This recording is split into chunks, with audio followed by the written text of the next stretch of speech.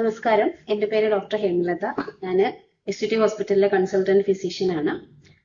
ഇത്തവണത്തെ നവംബർ 14, 2025 നമ്മളുടെ ഡയബറ്റിക് ഡേയോടനുബന്ധിച്ച് അതിന്റെ മോട്ടോ എന്ന് പറയുന്നത് diabetes over all stages of life.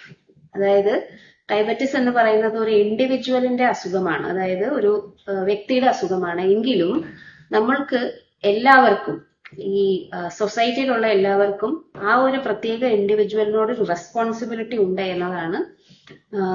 അത് മാത്രമല്ല, ഡയബറ്റിസ് എന്ന് പറയുന്നത് ഓൾ ഏജസ്, അതായത് കുട്ടികളാണെങ്കിലും ഗർഭിണികളാണെങ്കിലും പ്രായം കുറഞ്ഞ ആൾക്കാരാണെങ്കിലും വയസ്സായിട്ടുള്ള ആൾക്കാരാണെങ്കിലും എല്ലാവർക്കും ഈ ഡയബറ്റിസ് കൊണ്ട് ഉണ്ടാകുന്ന പ്രശ്നങ്ങളെ അഭിമുഖീകരിക്കണമെന്നുണ്ടെങ്കിൽ അതിന് സമൂഹത്തിന്റെ കൂടി ഒരു റെസ്പോൺസിബിലിറ്റി, ഉത്തരവാദിത്വം ഉണ്ട് എന്നതാണ് ഇത്തവണത്തെ മെസ്സേജ് എന്ന് പറയും. അപ്പോ ഡയബറ്റിസ് എന്ന് പറയുന്നത് കുട്ടികളിൽ പ്രത്യേകിച്ചും അവർക്ക് അവരുടെ ഡയറ്റിനെ കൺട്രോൾ ചെയ്യാനോ, ഇൻസുലിൻ എടുക്കുന്നത് തനിയെ ഓർമ്മിച്ച് അതിനെക്കുറിച്ച് എടുക്കാനോ, ഡോസ് കറക്റ്റായിട്ട് എടുക്കാനോ, അല്ലെങ്കിൽ ആക്ടിവിറ്റി, അതായത് അവരുടെ ചിലപ്പോൾ അവർ കൂടുതൽ കളിക്കും, കൂടുതൽ റെസ്റ്റ് എടുക്കും, അങ്ങനെയുള്ള ഇതിനെ കൺട്രോൾ ചെയ്യാനോ ഒന്നും അവർക്ക് കഴിയില്ലാത്തത് കൊണ്ട് അവരുടെ കാര്യത്തിൽ പ്രത്യേകിച്ചും അച്ഛനമ്മമാരും പ്രത്യേകിച്ചും സ്കൂൾ ടീച്ചേഴ്സും അവരുടെ ടീച്ചേഴ്സും കൂടുതൽ ഉത്തരവാദിത്വത്തോടു കൂടി അവരെ സഹായിക്കേണ്ടതാണ് എന്ന് നമ്മൾ മനസ്സിലാക്കണം. അതേപോലെ പ്രഗ്നൻസിയിൽ അതൊരു പ്രത്യേക കണ്ടീഷനാണ്. അത് രണ്ട് ഇൻഡിവിജ്വൽസിനെ കൂടെയാണ് നമ്മൾ മാനേജ് ചെയ്യേണ്ടത്. കോംപ്ലിക്കേഷൻസ് കുട്ടിക്കും ഉണ്ടാകും, അമ്മയ്ക്കും ഉണ്ടാകും.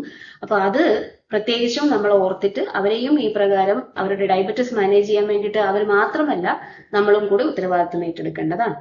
ഇനി വയസ്സായിട്ടുള്ള ആൾക്കാർ, അവരുടെ പ്രശ്നം എന്താണെന്ന് വെച്ചിട്ടുണ്ടെങ്കിൽ ഒരുപാട് മെഡിസിൻസ് കഴിക്കുന്നവരുണ്ടാവും. അതിന്റെ ഒപ്പം വന്നിട്ട് അവർക്ക് ഈ മെഡിസിൻ കൊണ്ടുള്ള കോംപ്ലിക്കേഷൻസ് ഉണ്ടാവാൻ സാധ്യതയുണ്ട്. ഹൈപ്പോഗ്ലൈസീമിയ, മെയിൻലി ഹൈപ്പോഗ്ലൈസീമിയ വയസ്സായിട്ടുള്ള ആൾക്കാർക്ക് വന്നു കഴിഞ്ഞിട്ടുണ്ടെങ്കിൽ, ഷുഗർ തീരെ കുറഞ്ഞു പോയാൽ അവർക്ക് ബ്രെയിൻ ഡാമേജ് പോലും വരാൻ സാധ്യതയുണ്ട്. അപ്പോ ഇങ്ങനെയുള്ള സ്പെഷ്യൽ കാറ്റഗറീസ് ഉള്ള ആൾക്കാർക്ക് കൂടുതൽ കെയർ കൊടുക്കേണ്ടത് സമൂഹത്തിന്റെ ഉത്തരവാദിത്വമാണ്. അപ്പൊ ഈ വേൾഡ് ഡയബറ്റിസ് ഡേ എന്ന് പറയുന്നത് നമ്മൾക്ക് നമ്മളുടെ ഉത്തരവാദിത്വത്തെ കുറിച്ചുള്ള ഓർമ്മപ്പെടുത്തലും കൂടി ആകട്ടെ. നമസ്കാരം.